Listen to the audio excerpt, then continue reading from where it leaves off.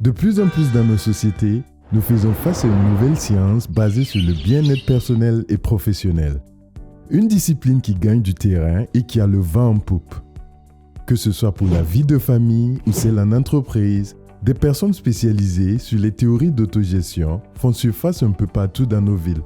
De l'Europe en Afrique, en passant par le continent américain et asiatique, des hommes et des femmes vous accueillent dans leurs locaux pour des séances de discussion et vous aident selon eux à avoir une meilleure version de vous-même.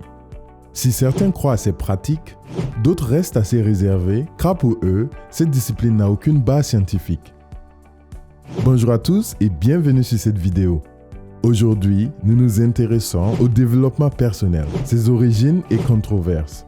Est-ce juste du marketing ou une véritable discipline scientifique méconnue du système? Installez-vous confortablement car vous saurez tout dans cette vidéo. On commence. Le développement personnel peut se définir comme une démarche assez globale de réflexion sur soi. Il permet de valoriser votre potentiel dans le but d'améliorer la qualité de votre vie et de réaliser vos aspirations profondes. Cette réflexion sur soi peut toucher différents aspects de votre vie. On peut citer le cadre familial, le relationnel, le spirituel et bien d'autres. Les actions et progrès ont généralement des répercussions positives sur les personnes assistées. Le développement personnel englobe alors un style de vie, un état d'esprit et une méthodologie pour redonner du sens à son existence. Pour mieux comprendre cette définition du développement personnel, faisons un saut dans l'espace-temps jusqu'au 19e siècle. Différents spécialistes en sciences humaines et en neurosciences ont développé diverses théories et définitions sur le développement personnel. Parmi eux, Émile Coué.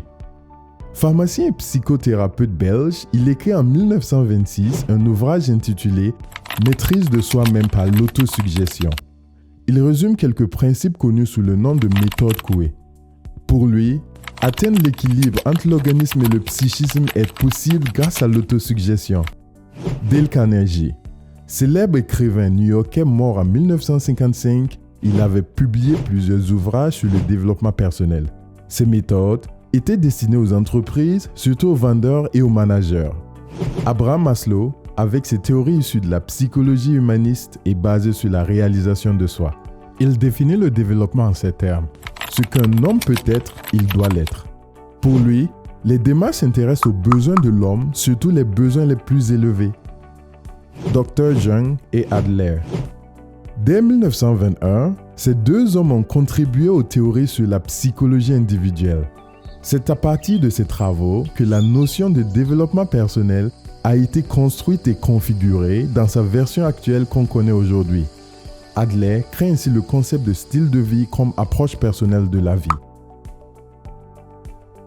Le développement personnel est destiné aux personnes qui souhaitent un changement, un alignement de soi et de leurs aspirations profondes. Certains parlent de déclic à un moment clé de leur vie. Cependant, il faut noter que ce déclic dont il est question ne s'intéresse pas nécessairement à la réalisation du potentiel. Il peut aussi être une aspiration à devenir une personne pour soi-même. Selon les spécialistes du domaine, le développement personnel est ouvert à tout le monde sans distinction de genre, de statut ou d'âge. Bien qu'il s'agisse d'une démarche assez personnelle, il faut s'entourer de personnes capables de vous soutenir. Se sentir soutenu, que ce soit par un proche ou un mentor, aura pour but de vous encourager et vous pousser à atteindre vos rêves. Mais dans certains cas, l'accompagnement peut se faire par un coach en développement personnel. Quoi qu'il en soit, vous devez prendre le temps de trouver la personne qui vous correspond le mieux et en fonction de vos objectifs.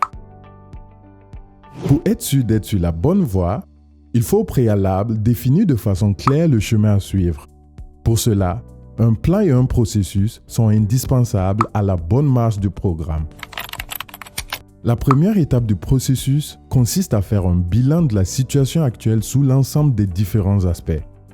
Faire un point sur sa vie professionnelle, personnelle, sur sa santé mentale et physique, sur son équilibre psychologique et sa confiance en soi. Il faut également faire un point sur ses compétences et surtout ses limites. La deuxième partie de la démarche consiste à identifier les aspirations profondes. Les motivations et engagements sont des points primordiaux car pendant les moments difficiles, Ces points vous permettront d'avoir l'énergie nécessaire pour continuer. Selon les professionnels en développement personnel, cette étape constitue une série de questions existentielles et doit naviguer entre stress et ennui afin de créer un sentiment stimulant. Comment atteindre les objectifs fixés? Dans quel délai? Quels seront les indicateurs, la capacité et les ressources à mobiliser? Cette dernière étape est une forme de récompense que vous vous octroyez après avoir fait quelques progrès dans la bonne direction. Elle consiste à avoir un petit moment de plaisir à chaque objectif atteint. Ainsi, la motivation d'aller plus loin se voit dopée. Plusieurs techniques sont utilisées pour la pratique du développement personnel. C'est une programmation qui consiste à modéliser le savoir-faire et le savoir-être. Elle s'appuie sur le langage pour comprendre et modifier les représentations mentales et automatismes. Certains l'utilisent dans le cadre de la gestion de conflits ou dans la stratégie de prise de parole en public. D'autres, par contre, l'utilisent pour lever des barrières mises en place par les croyances. Le premier à avoir introduit le développement personnel dans la sphère professionnelle est Abraham Maslow. Il a proposé une hiérarchie des besoins représentés sous forme de pyramide, avec au sommet l'accomplissement de soi. Il le définit comme le désir de devenir de plus en plus ce qu'on est et de devenir totalement ce qu'on est en mesure de devenir. Cette pratique permet en effet de se recentrer sur soi-même en étudiant ses actions et réactions pour mieux les comprendre et les améliorer. Par ailleurs, le développement personnel permet aussi de prendre ou reprendre contrôle de son existence. Qu'il s'agisse du cadre personnel, professionnel ou encore spirituel, le développement personnel ouvre la porte à l'épanouissement. Évidemment, il ne faut pas croire que le développement personnel va régler tous nos problèmes. Mais ils peuvent être le point de départ d'une réflexion personnelle intéressante. Selon le coach Jean-Pascal Guillon, les inconvénients du développement personnel sont entre autres le changement qui peut être trop radical ou trop rapide. Pour lui, l'impatience des résultats dus au changement, la déstabilisation personnelle, l'idéalisation, l'extrémisme, les dérives et l'isolement sont des éléments non négligeables qui noircissent le tableau du développement personnel. C'est le moment de rappeler que le développement personnel n'a seulement eu des éloges, il a également essuyé des critiques et controverses. Steven Salerno, en 2005, fait une critique sur le développement personnel aux États-Unis. Il démontre non seulement l'inefficacité de cette pratique, mais aussi sa dangerosité sur le plan social. Il va plus loin et affirme que 80% des clients en développement personnel sont des clients répétés, c'est-à-dire que les personnes traitées continuent de venir même si le programme ne les aide pas.